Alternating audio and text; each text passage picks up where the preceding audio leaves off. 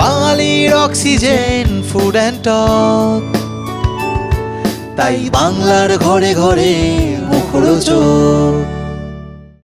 ভারতদা কেমন আছো আগে শুরু? খুব ভালো, খুবই ভালো।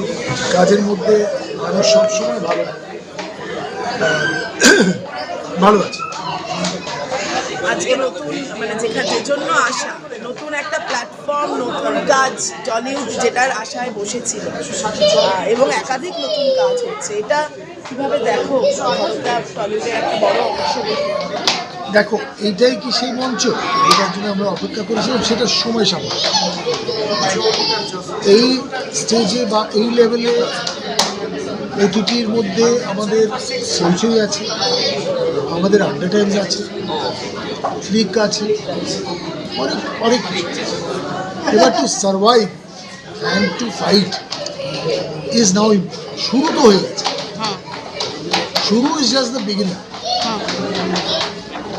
এবার এইটাকে ওদের মাল্টিপল কাজ দিয়ে টানতে হবে, দিনের পর দিন এটাকে অ্যাফোর্ডেবল করতে হবে, এটাকে ভায়াবল করতে হবে, এটাকে জনপ্রিয় করতে হবে। তার আনুষঙ্গিক অনেক ব্যাপার, সেই ব্যাপারগুলোকে যতদিন না এরা, I don't know that, but আজকে I am here because of Suvendu. Suvendu আমার বহুদিনের যোদ্ধা।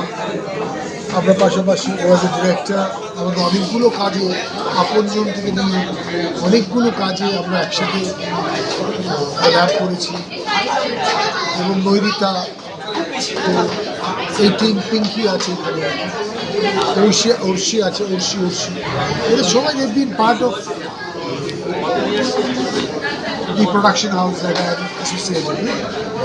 So my best wishes to them, so that Shumendu as a director দেখাতে পারে যে ওভার্সিটা তার একটা স্টেজ হচ্ছে। স্টেজ বারবারই বলছি, নামটাও স্টেজ, বাট এই যে দহনটা করেছে, ওই যে ওটিটি পারে, ওই যে অন্য রকমের কাজ পারে, একটা স্টোরি টেলারও তো নিজের একটা সিনেমা। আমার অভিনেতা হিসেবে আমার মনে হয় যে এটাও করি, কিছুটা সুজিতার কাজ করি, কিছুটা শিবুর কাজ করি, কিছুটা কৌশিকদার কাজ করি। সেটা ওদেরও তো খিদে আছে যে টেলিভিশন ছাড়া আমি একটা ছবি করবো, ওটিটি করবো।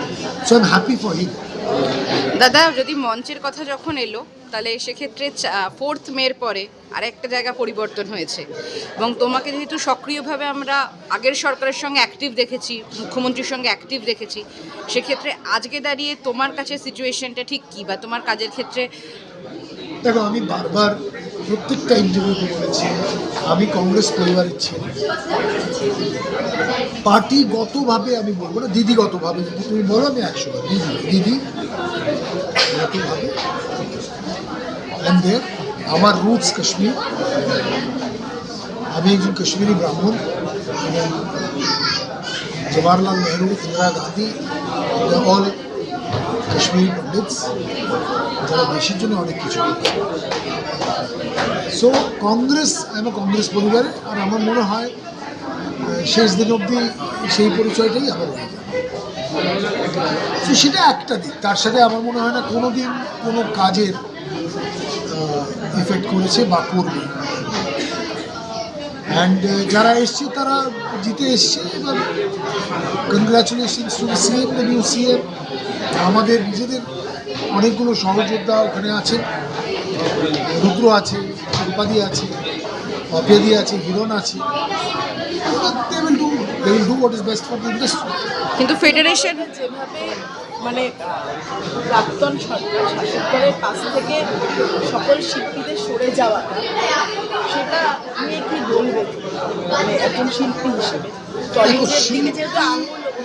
শিল্পী এক হচ্ছে পলিটিক্যাল, যে আমাকে কেউ যদি বলে বা এই কথাগুলো বলে যে আমি কোনো নিজের লাভ নিয়েছি, আমার নিজের লাভ নেওয়ার কিছু, যারা বলে যে কাজ তৃণমূল কংগ্রেস পাইয়ে দিচ্ছে, সব ভুলভাল। কাজ মানুষ নিজের যোগ্যতায় পায়। আর 33 বছর আমার হয়ে গেল, আমি বাম শাসন দেখেছি, আমি তৃণমূলের শাসন দেখেছি, এবার বিজেপির শাসন দেখছি। সো আমার তাতে কোনো অসুবিধা নেই। ডেমোক্রেটিকলি যাকে জনতা বলবে যে ভাই এরা রাজ করবে, কেরালা কী হয়, 5 বছর সিপিএম থাকে, 5 বছর কংগ্রেস থাকে, থাকতেই পারে। জনগণ তো একই থেকে সেই জনগণ যদি চেঞ্জ চেয়ে থাকে তাই হয়েছে।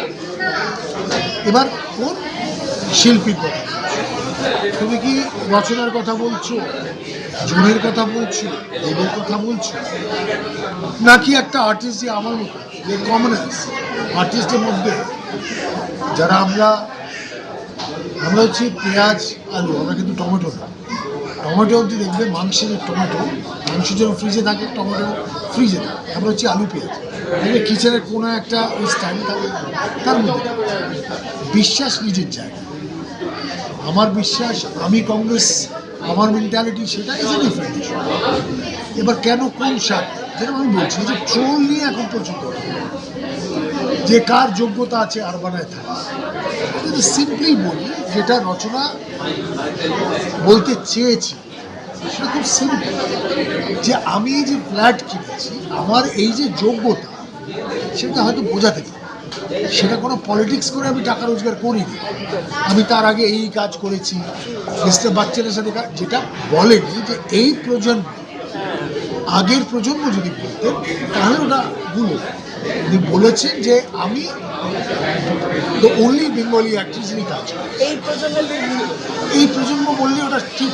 সো আই ডোন্ট ব্লেম রচনা। যখন মানুষ রেগে গিয়ে কথা বলে তখন হয়তো এদিক ওদিক দু একটা লাইন হয়ে যায়। রচনা খুবই যোগ্য একজন মানুষ এবং নিজের যোগ্যতায় যে জায়গায় অর্জন করেছে সেটাও যোগ্যতাই করেছে, সেটা নিয়ে আমার কোনো সন্দেহ নেই। তার পাশে 100 বার এই কথা আমি দাঁড়িয়ে আছি।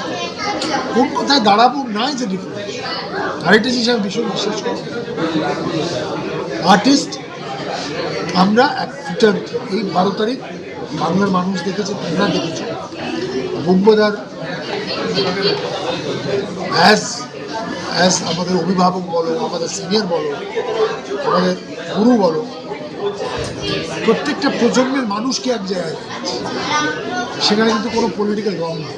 না আমাদের আর্টিস্ট ফোরামে কোনো ছিল, না থাকবে, কোনো ছিল না, আর থাকবে।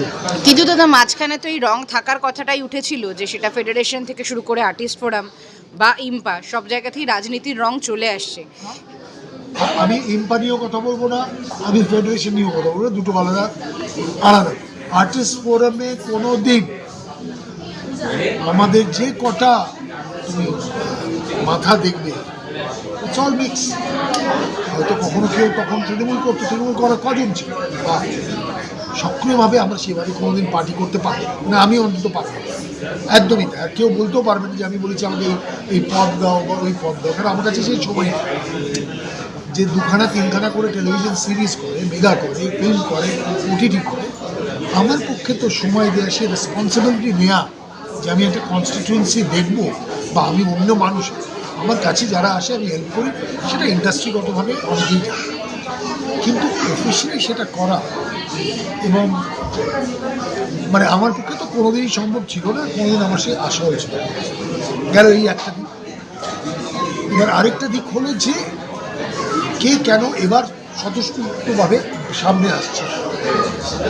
তো যারা যারা পদে ছিলেন তারা নিজের ডিসিশন নিয়ে নিয়েছেন যে কে কোথায় যাবে না যাবে, এতে ওদের মত। আমি ওটা বলবো না যে কোনো খারাপ করেছেন বা ভালো করেছেন, যেটা যার কনসিয়াস অ্যালাউ করে তারা সেটা করেছে। কিন্তু বলতো অনেকের অভিযোগও আছে, এবং গতকাল হিরণ চট্টোপাধ্যায় নিজে এক জায়গায় বলেছেন কিতাব করে যে আর্টিস্ট ফোরামের মেম্বারশিপ থেকে আমি নিজেকে সরিয়ে নিয়েছিলাম যখন অভিনেতা ছিলাম, আমার কাজ দেয় না, আর্টিস্ট ফোরাম কাজ দেয়নি, আমি কোনো সাহায্য পাইনি। তাই হিরণ চট্টোপাধ্যায় না, তাহলে হিরণকে জানতে হবে আর্টিস্ট ফোরাম কিন্তু এমপ্লয়মেন্ট এক্সচেঞ্জ। আপনার কাছে কাজ আছে, আপনার কোনো জায়গা আপনার টাকা আটকে গেল, জিএসটি আটকে গেল, আর্টিস্ট ফোরাম তো কোনোদিন কাজ দেয়নি কাউকে। কিন্তু মানে সমস্যাতে কি সকলের থেকেছে, এটা আগেও যাচ্ছে পাশেও সব আমি এবার সব কাজে কি আর্টিস্ট ফোরাম হেল্প করতে পারে, এই সম্ভব হয়তো অনেক ক্ষেত্রে করতে পারি না। অনির্বাণের ব্যান্ড নিয়ে কথা হলো, অনির্বাণ কোনোদিন লিখিতভাবে আর্টিস্ট ফোরামকে কি জানিয়েছে, বোম্বাদাকে কি জানিয়েছে? আমার প্রশ্ন সেখানে। কিন্তু স্বস্তিকা মুখার্জি বা জিতু ওনার একটা জেনুইন কেস আছে, উনি লিখেছিলেন, সেটা কোনোভাবে সেটা ওভারলুক হয়ে গেছে, হয়তো একটা ট্রানজিশনে ছিল, আমি সেই ফেজটা জানি না, সেই ইয়ারটা জানি না। আমি মোটামুটি 2014 পেয়েছি, 2014 পর থেকে 15-16 থেকে আমি কখনো এক্সিকিউটিভ কমিটি মেম্বার, কখনো জয়েন্ট সেক্রেটারি, কখনো ভাইস প্রেসিডেন্ট দিয়েছি। We have try to solve. যদি স্বস্তিকার কোনো অসুবিধে হয়ে থাকে তার জন্য আমি হাত জোর করে ক্ষমা চেয়ে নিচ্ছি যে হয়তো ওটা ওভারলিপ হয়ে গেছে। আর্টিস্ট ফোরামের কোনো দিন ম্যাক্সিমাম টাইমই মোহাম্মদা মাথায় থেকেছে, রূপাদি আমাদের সেক্রেটারি থেকেছে, সব্যসাচী চক্রবর্তী আমাদের সেক্রেটারি থেকেছে।